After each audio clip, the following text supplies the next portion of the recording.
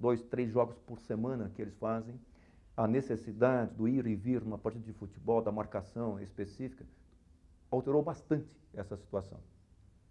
E pode ser que exatamente essa situação de ter uma atividade de correr mais, microlesões, micronecroses, e essas micronecroses voltando àquela situação anterior, trazendo a glutamina, glutamato, uma pessoa marcada geneticamente, poderia ser um dos fatores que levaria à situação da morte do neurônio.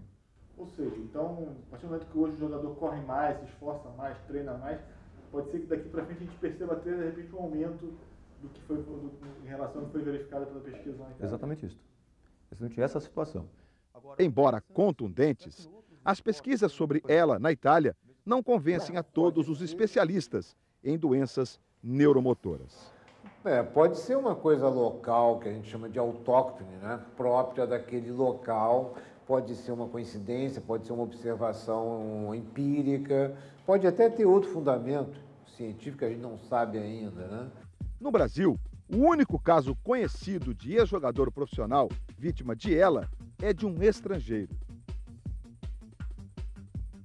Trata-se do polonês Krzysztof Nowak, que chegou ao Atlético Paranaense em 1996, ao lado do compatriota Piekarski. Tudo bem? Rubro-Negro, fanáticos. Atlético, torcida. Obrigado. Linda, beijo. Volante habilidoso, o polonês conquistou a torcida atleticana e depois de 2 anos se transferiu para o Wolfsburg.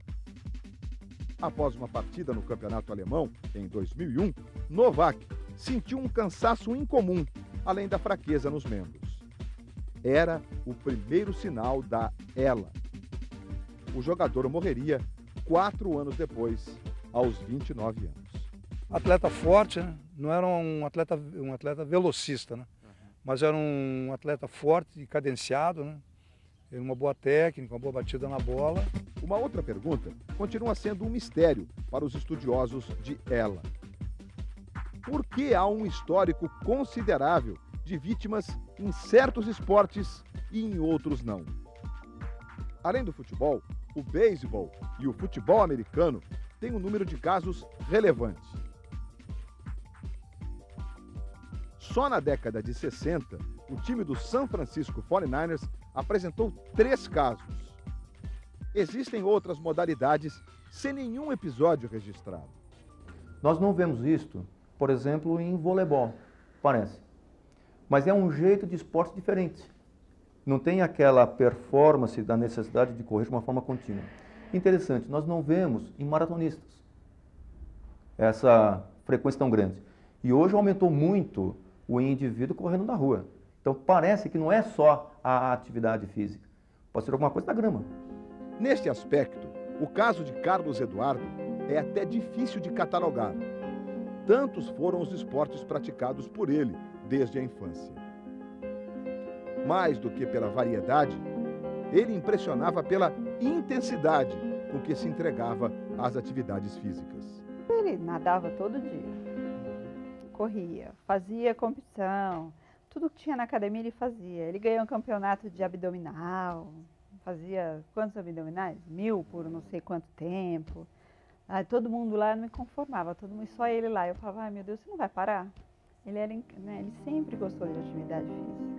Depois dos diagnósticos dados pelos médicos, Carlos e a mulher estão convencidos de que o excesso de esporte colaborou para o aparecimento da doença.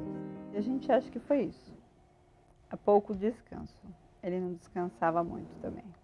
Ele acha que vai desencadeando, né? Ele não fazia aquela alimentação. Ele vinha, almoço, café, almoço. Nem essa constatação foi capaz de abalar a paixão de Carlos Eduardo pelo esporte.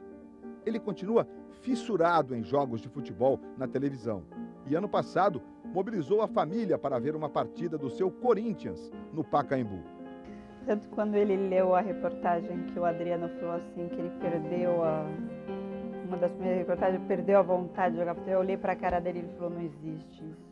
No fim da entrevista, com os movimentos dos olhos, Carlos Eduardo mostra que deseja falar.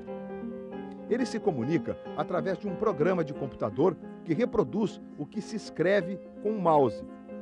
Perguntamos então, o que o esporte representa na sua vida? Carlos Eduardo Guerreiro precisou de apenas 5 palavras para responder.